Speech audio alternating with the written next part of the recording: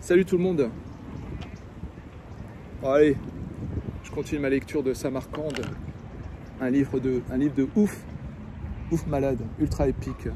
Samarcande pour moi c'est Lord of the Ring, mais au Moyen-Âge perse, 11e siècle. Cette nuit-là, Omar a vraiment cherché le sommeil. Dans un belvédère, un pavillon de bois sur une colline chauve, au milieu du vaste jardin d'Abour Taher. Près de lui, sur une table basse, calme et encriée, une lampe éteinte et son livre ouvert à la première page demeurait blanche. Au petit matin, une vision. Une belle esclave lui apporte un plateau de melons découpés, un habit neuf, une écharpe de turban en soie de Zandane et un message chuchoté. Le maître t'attend après la prière de l'aube. Le salon est déjà comble, plaignants, quémandeurs, courtisans, familiers, visiteurs de toutes conditions, et parmi eux, l'étudiant balafré, sans doute venu aux nouvelles. Dès qu'Omar franchit la porte, la voix du cadi braque sur lui, regard et murmure. Bien vu à l'imam Omar Hayman, l'homme que nul n'égale dans la connaissance de la tradition du prophète, la référence que nul ne conteste, la voix que nul ne contredit. L'un après l'autre, les visiteurs se lèvent, esquissent une courbette, marmonnent quelques formules avant de se rasseoir. Et d'un œil furtif, Omar observe le balafré qui semble s'étouffer dans son coin, réfugié néanmoins dans une grimace timidement moqueuse. Le plus cérémonieusement du monde, Abour Taher prie Omar de prendre place à sa droite, contraignant ses voisins à s'écarter avec un empressement, puis il enchaîne. Notre éminent visiteur a eu une mésaventure hier soir. Lui qui est honoré dans le Kosarasan, le Fars et le Mazandaran, lui que chaque cité souhaite accueillir dans ses murs, que chaque prince espère attirer vers sa cour, il a été molesté hier dans les rues de Samarcande. Et des exclamations indignées s'élèvent, suivies d'un brouhaha que le cadi laisse monter quelque peu avant de l'apaiser d'un geste et de poursuivre. Et plus grave encore, une émeute a failli éclater dans le bazar, une émeute à la veille de la visite de notre vénéré souverain Nassar Khan, soleil de la royauté, qui doit arriver ce matin même de Bourhaha, si Dieu le permet. Je n'ose imaginer dans quelle détresse nous serions aujourd'hui si la foule n'avait pu être contenue et dispersée. Et je vous le dis, bien des têtes seraient en train de vaciller sur les épaules, et il s'interrompt pour reprendre son souffle, pour ménager son effet, surtout, et laisser la crainte s'insinuer dans les cœurs.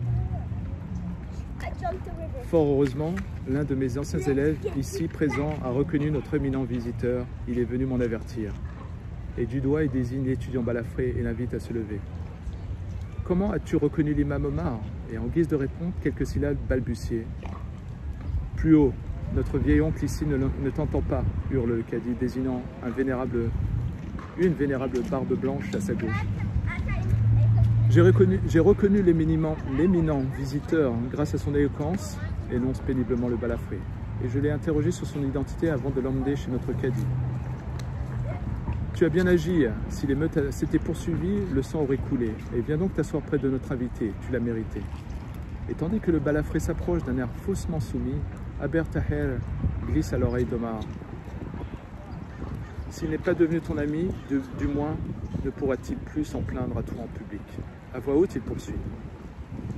Puis-je espérer qu'en dépit de tout ce qu'il a enduré, Kouagé Omar ne gardera pas un trop mauvais souvenir de Samarcande. Ce qui s'est passé hier soir, répond Hayman, est déjà oublié pour moi. Et lorsque je penserai plus tard à cette ville, c'est une toute autre image que je garderai à l'esprit. L'image d'un homme merveilleux.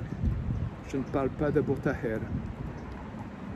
Le plus bel éloge que l'on puisse faire à un cadi, ce n'est pas de vanter ses qualités, mais la droiture de ceux dont il a la charge. Or, le jour de mon arrivée, ma mule avait gravi péniblement la dernière côte qui mène à la porte de Kish, et moi-même avais à peine mis un pied à terre qu'un homme m'a abordé. « Bienvenue dans cette ville, m'a-t-il dit. Y as-tu des parents, des amis ?» Et je répondis que non. Et sans m'arrêter, craignant d'avoir affaire à quelques escrocs, tout au moins un quémandeur ou un importun, et l'homme reprit. Ne te méfie pas de mon insistance, noble visiteur.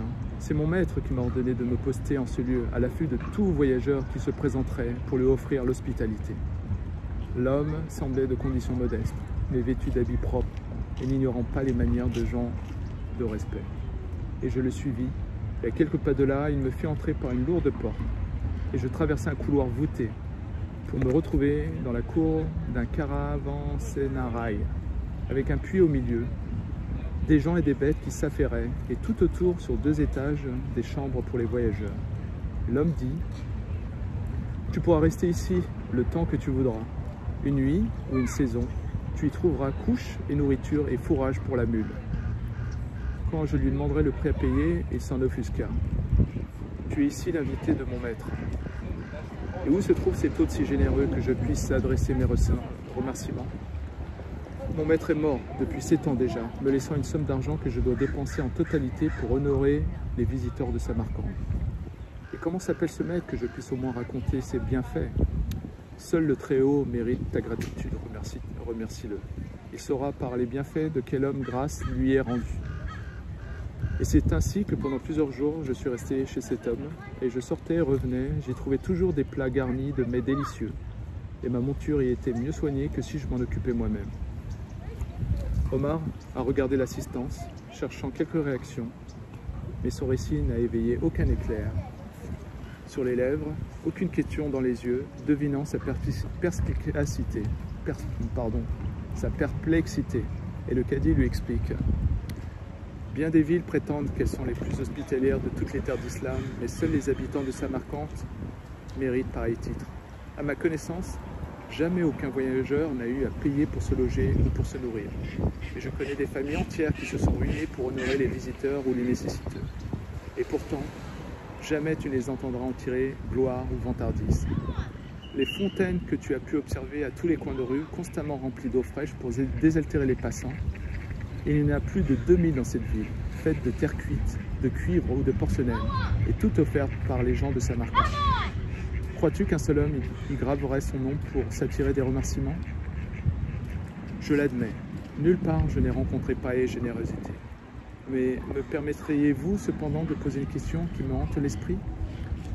Et le cadi lui prend la parole. Je sais ce que tu vas demander. Comment des gens qui placent si haut les vertus de l'hospitalité peuvent-ils s'y rendre coupables de violence contre un visiteur comme toi? Ou contre un malheureux vieillard comme Jaber le Long?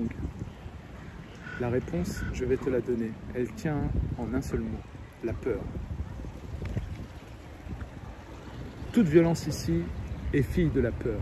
Notre foi est assaillie de toutes parts par les karmates de Bahreïn, les imamiens de Rome qui attendent l'heure de la revanche, et les 72 sectes, les Roums de Constantinople, les infidèles de toutes dénominations, et surtout les Ismaéliens d'Égypte, dont les adeptes sont foules jusqu'en plein cœur de Bagdad, et même ici à Samarcande. N'oublie jamais ce que sont nos villes d'islam, la Mecque, Médine, Ispahan, Bagdad, Damas, Bukhara, Merv, le Caire et Samarcande. Rien que des oasis qu'un moment d'abandon ramènerait au désert, constamment à la merci d'un vent de sable. Par une fenêtre sur sa gauche, le cadi a évalué d'un œil expert la trajectoire du soleil et il s'est levé. Il est temps d'aller à la rencontre de notre souverain, dit-il, et il tape des mains. Qu'on nous apporte quelque chose pour la route. Car c'est son habitude de se munir de raisins secs qu'il grignote en chemin, une habitude que ses familiers et ses visiteurs imitent. D'où l'immense plateau de cuivre qu'on lui apporte, surmonté d'une petite montagne, de ses gâteries blondes, où chacun puise de quoi se bourrer les poches. Et quand arrive son tour, l'étudiant balafré se saisit d'une pincée qu'il tend à Hayman avec ces mots. « Tu aurais sans doute préféré que je t'offre le raisin sous forme de vin ?» Il n'a pas parlé à voix haute, il n'a pas parlé à voix si haute, mais comme par enchantement, toute l'assistance s'est tue, retenant sa respiration, dressant l'oreille, observant les lèvres d'Omar qui laisse tomber. Quand on veut boire du vin, on choisit avec soin son échanson et son compagnon de plaisir. Et la voix du balafré s'élève quelque peu. Pour ma part, je n'en boirai pas la moindre goutte. Je tiens à avoir une place au paradis. qui ne semblent pas désireux de m'y rejoindre. L'éternité entière en compagnie d'ulémas sentencieux, non merci. Dieu nous a promis d'autres choses. L'échange s'est arrêté là. Omar a pressé le pas pour rejoindre le cadi qui l'appelle.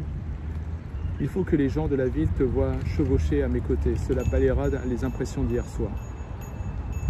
Dans la foule amassée aux abords de la résidence, Omar croit reconnaître sa voleuse d'amandes, dissimulée à l'ombre d'un poirier.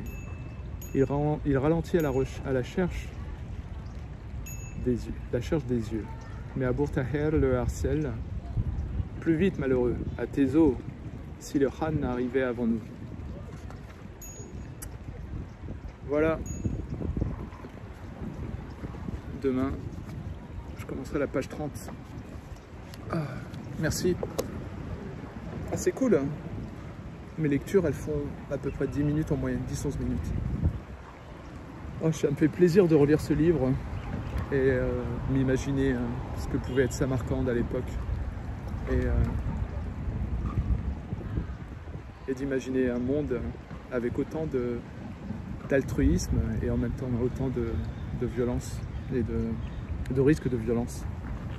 Et comme le dit le livre, ce qui pose problème, c'est la peur. La peur en nous, la peur de ne pas avoir la foi, la peur d'être un mécréant et la peur de tout sacrilège. Voilà. Merci à tout le monde. Ciao!